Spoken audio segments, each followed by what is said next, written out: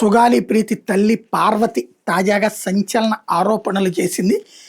పవన్ కళ్యాణ్ ఆ నిందితులకి అమ్ముడు పోయాడు అంటూ ఆరోపించింది.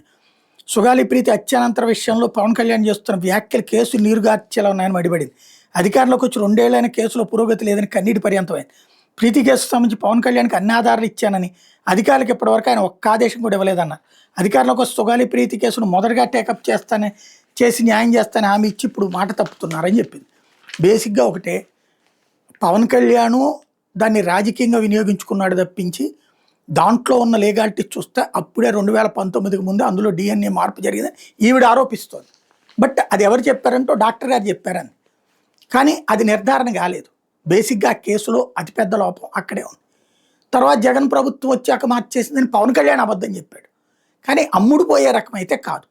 ఆ నిందితులు ఇతను కొనే ధైర్యం ఉన్నోళ్ళు కాదు. కేసు నిలబడదు. ఇప్పుడు ఆయేషా మీరా కేసులో సిబిఐ విచారించి ఏం తేల్చింది? ఏమీ తేల్చలేదు. ఎందుకని? ముందే సాక్ష్యాలన్నీ డిస్టర్బ్ అయిపోయాయి. ఇక్కడ ఇంకా సాక్ష్యాలు ఉన్నాయి, కానీ అది మార్చారని తల్లి చెప్తోంది. అది ఎంతవరకు వాస్తవం అన్నటువంటిది ఎలా నిర్ధారిస్తారు? ఎవరు నిర్ధారిస్తారు?